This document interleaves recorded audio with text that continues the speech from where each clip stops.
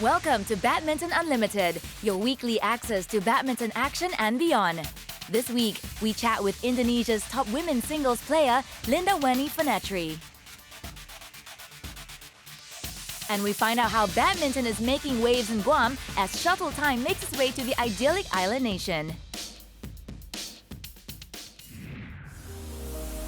When Istora Senayan erupted after Carolina Marin's title-winning point at last year's Total BWF World Championships, there was plenty to cheer about for the home crowd.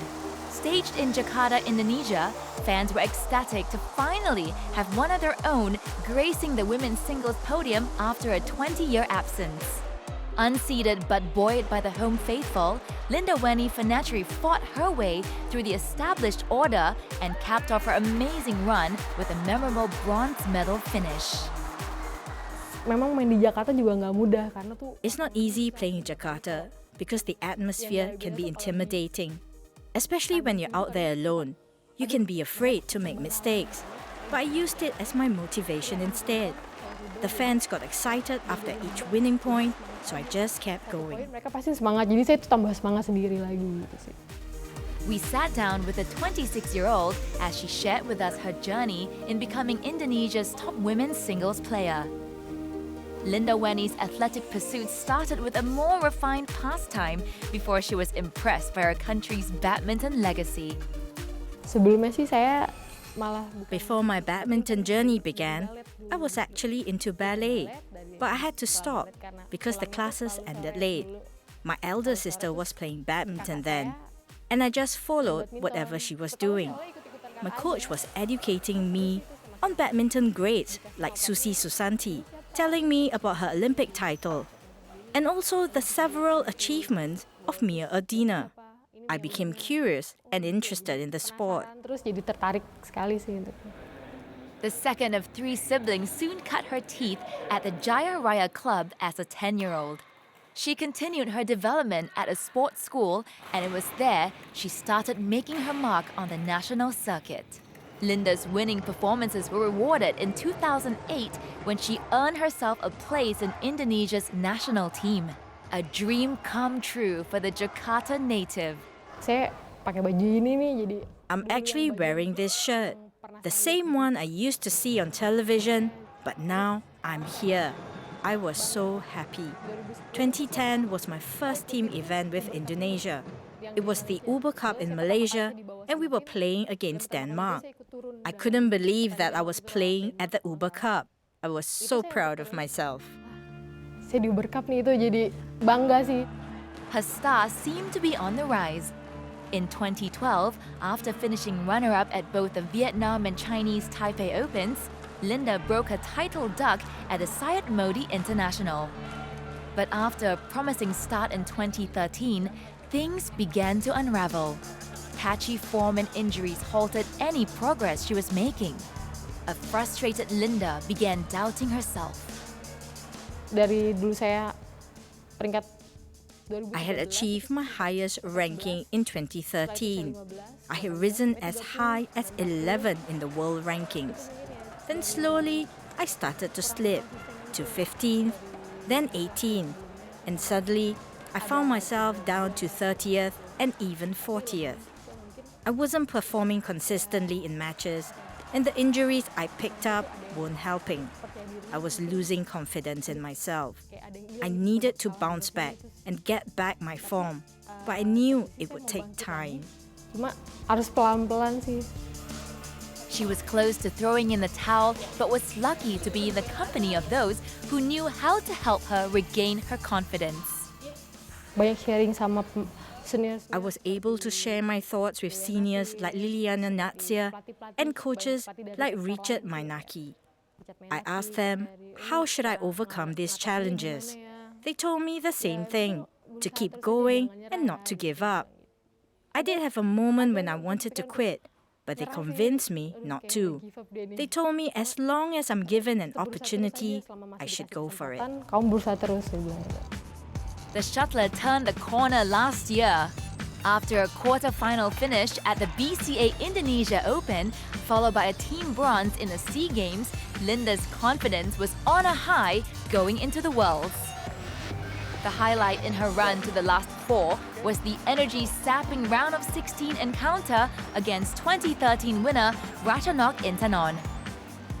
Kata pelatih, tahan ya. Cara juga habis. My coaches were telling me to hang on because they could see she was tiring out. It was physically draining, but I just focused on getting the next point. Ratchanok was taking a lot of breaks, so I told myself that I was stronger than her. That's how I motivated myself. She eventually retired from injury, but I believed I maximized my own chances, even though I was trailing a few points at that time. Winning that match gave me more belief in myself, and it spurred me on in the next game against Tai Tu Wing. I had more faith in my stamina. Kita jadi takut capek gitu ya. Her renewed self-belief proved crucial against Tai Tu Ying. In the quarter-final match against the Taiwanese, Linda saved 6 match points before winning to advance to the next round. In reaching the semi-finals, she assured her country a bronze at the World Championships.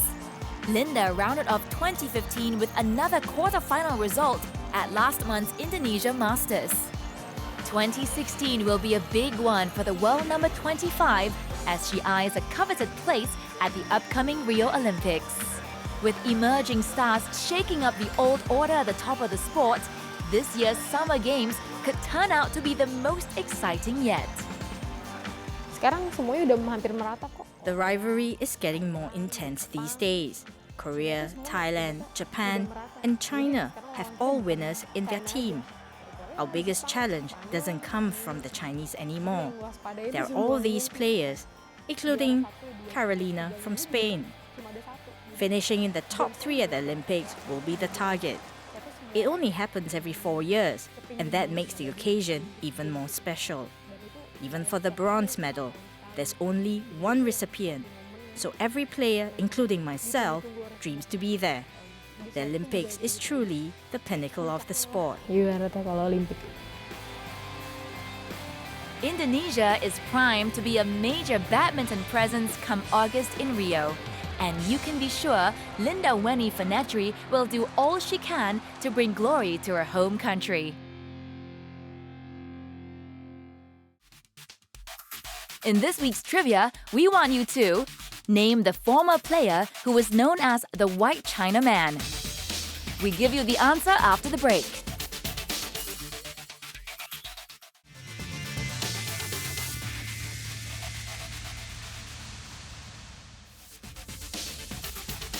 When we return, we are in Guam to find out how Shuttle Time is helping to make an impact on the tropical island.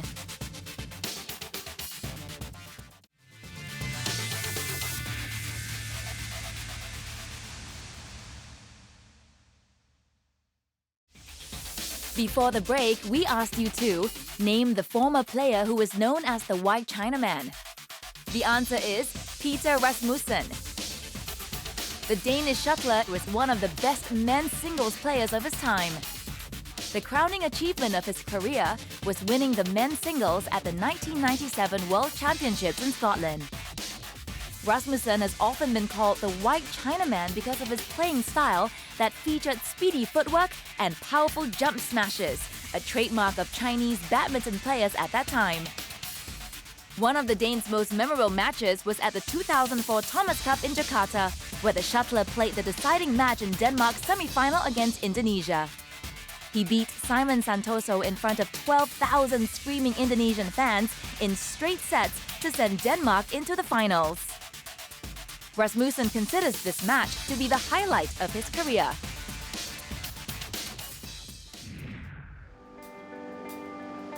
This is Guam, an island located in the western North Pacific Ocean. Inhabited by just over 160,000 people, the island is the largest in the Mariana Islands archipelago. With clear blue waters, golden sands, and breathtaking sunsets, Guam is the top travel choice for millions of tourists every year looking to experience a slice of paradise. BWF's school's badminton program, Shuttle Time, recently took place on the island, and Badminton Unlimited visited the tropical nation to find out more about the sport in Guam. Badminton is still a baby here in Guam. We started about 5 years ago. I think it was in the month of April 2010 to be exact, and we started with a group of about 6, which is spearheaded by Miss Sandra Lowe. And then we had a meeting and we started to talk about, getting a gym for badminton, and that's how we started. Our growth has been slow, but I think it has been good in that we learn as we progress, and it has been methodical so that we make sure that we create a strong base of supporters. We want to make sure that our presence in the community is felt. A United States territory since 1898, Guam's sporting favorites are much influenced by America, with basketball, American football, and soccer the popular choices. Badminton is a sport just beginning to find its footing in the community, and it received a big boost recently when they welcomed coach Ian Pentanavis to the island.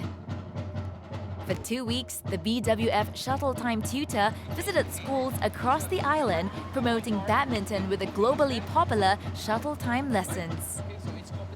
We are very happy to have Coach Ian come to Guam. He comes with us with many years of experience, and he has such a strong heart and passion for developing the sport, and I think it's really rubbing off on everybody. Everywhere he goes, the teachers are excited, the kids are excited, and he's really been an asset to us in our push to get more people involved in badminton. BWF Shuttle Time tutor Ian Pentanavis' visit to Guam has helped give badminton greater exposure on the island. With healthy turnouts in the schools he visited, the trip was a huge success. An average of 40 students attended each Shuttle Time session, with one school in Okodo witnessing over 100 school children participate. The collaboration with BWF, Oceania Badminton, in bringing Shuttle Time to Guam is really an awesome program because it allows us to get into the schools without the intimidation of being a badminton. And also it legitimizes our presence because we are able to become a resource to the community. Oceania believes that Guam needs to step up with their programs, especially in badminton, where they could have more players interested to the sport, where it could, sometime they could have more players competing internationally, and then it will become one of the popular sports in schools. Badminton is slowly but surely making progress on the island. Guam National Badminton Federation is preparing to launch badminton as an interscholastic sport in 2017 for public middle schools. Any federation, the long-term goal, of course, is to reach the Olympics. So of course we always have that in sight, but in the meantime we understand there's baby steps, and so we're really happy right now that we are slated to become the third quarter sports for middle school in 2017. I think that would really help in growing the base, the grassroots efforts, and for us to select talented individuals to become national team members. And in preparation for badminton to be installed as a sport in schools, Pentanavis' trip also provided shuttle time tutoring for the teachers at the different schools. I thought it was excellent because I don't really know a whole lot about badminton. I know of the sport and I know it's a very exciting sport, but I don't know the technical rules or really how to teach it or play it efficiently. Some teachers are already planning to implement badminton during their physical education curriculum so that school children can get a taste of the sport before it becomes an interscholastic sport. They're going to be implementing it into the middle schools as a sport, so it would be good to implement into the PE classes so that they get a better idea of how to perform the sport before it's offered as an after-school activity. I've learned so much from him, and I've learned a lot of different changes with the rules of badminton, and hopefully we'll be able to implement more of the different activities and lessons into our PE curriculum. There's still a long way to go before there'll be players from this paradise island rubbing shoulders with the best in the world. And Guam have already set the wheels in motion by starting their badminton campaign with Shuttle Time.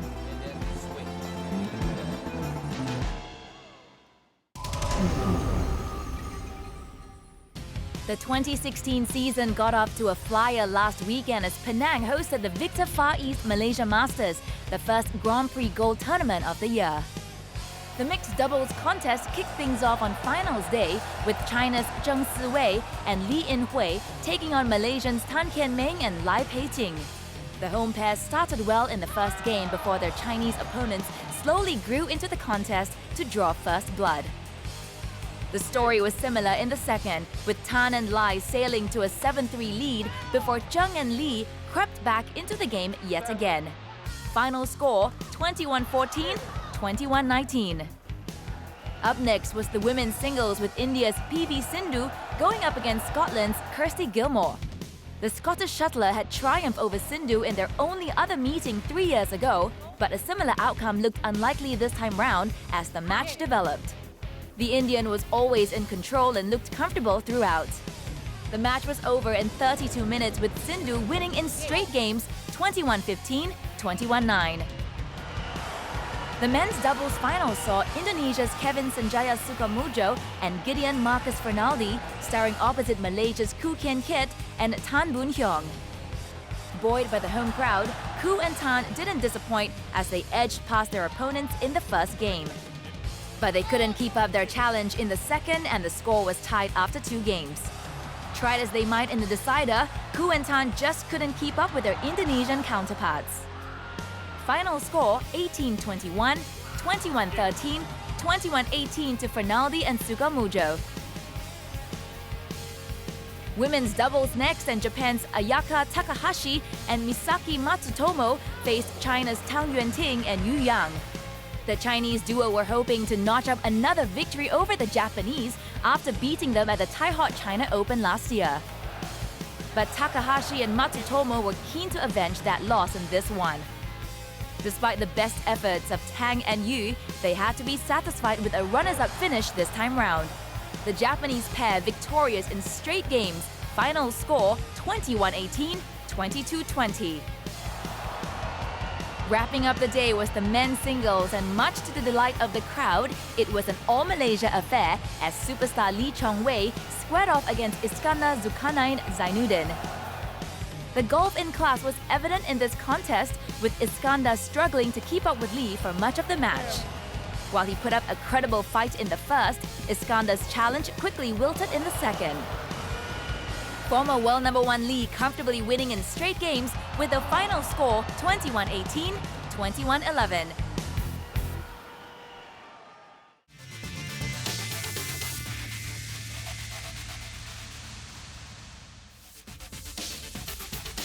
After the break, we're in Bangalore, India to find out how Tom's Badminton Academy is doing their part in shaping the future of Indian badminton.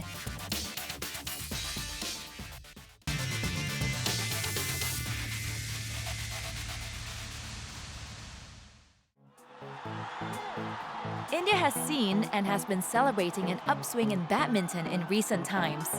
The country's shuttlers now feature regularly on the most competitive international tournaments, and its junior players are also making their mark on the international circuit. With fame and recognition attached to badminton, its popularity has begun to soar in the country, and the demand for the sport is picking up pace.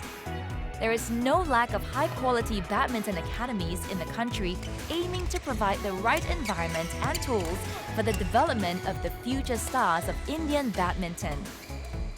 One such place is Tom's Badminton Academy. There is great interest in junior badminton. Children who are between 7 and 14. You can quite easily get a lot of numbers if you're really pushing for that. But I think we try and get them to realize that we want it to be a professional academy, not really a commercial setup where we have hundreds of kids, but we want really championship material to work with, you see. Tom John is not new to the coaching fraternity. He was instrumental in India's Pullela Gopichand's historic win at the 2001 All England Open Badminton Championships, and had also worked with some of badminton's biggest names such as Denmark's legend Morten Frost. Badminton Unlimited dropped by Bangalore last year to check out how Tom Sir, as he's known, runs his coaching sessions. Without a building to call his own then, his classes used to be held in sports centers. But Tom's Badminton Academy now has a home. This new facility was set up in January 2015, and we had great demand for more space, and we needed an international standard facility so that players could have the best training conditions that we can give them, and that's why we decided to move. Here we have a beautiful, calm, quiet, serene settings, ideal for training. We have a lot of space, 3 artificial football pitches, amphitheater, swimming pool, and massage facilities, which we didn't have in the other place. What sets Tom John apart from other coaches is his personal involvement in the development and progress of his students. He has several of India's national players under his wings, from Ajay Jayaram and Anup Sridhar in men's singles to Ashwini Ponappa in women's doubles. Apart from the senior players, the Academy's junior program has been growing with close to 30 students starting from as young as 6 years old.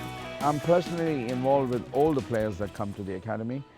The way I work is, when they arrive, the first 3-4 weeks, they are with me. Then some of them, if they are of a very good standard, I divide them into different groups. And other coaches, we have 5 other coaches of a very good level, and they take over.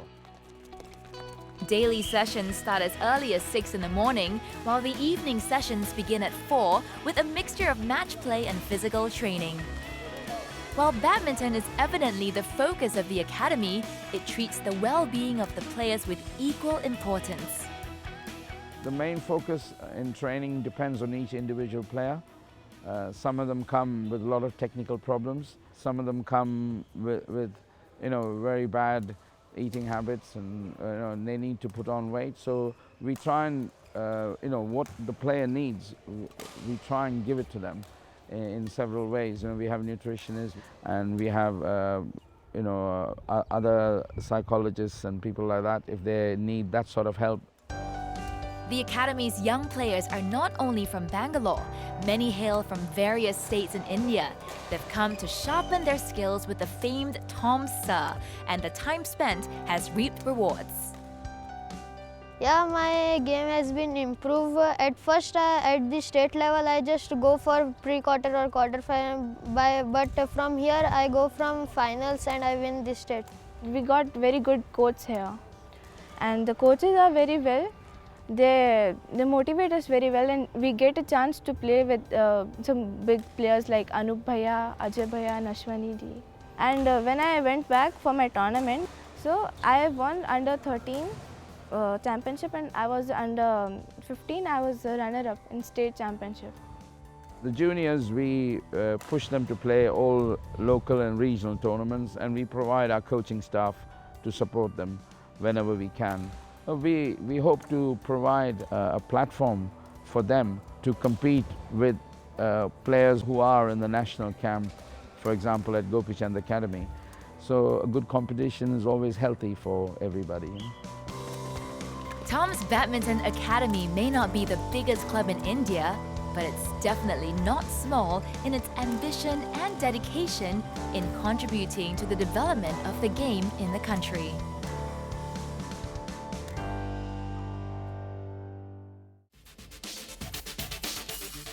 Let's find out what's happening on the international circuit in our Badminton Unlimited calendar.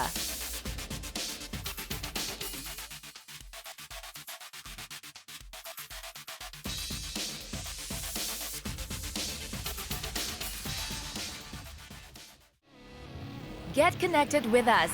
Log on to these websites for videos and photos and get the latest news and information on all things badminton. Missed an episode of Badminton Unlimited? We have all the episodes available at your convenience on our YouTube channel, badmintonworld.tv. There are also tournament highlights and past matches to savor. All the best badminton clips are just a click away.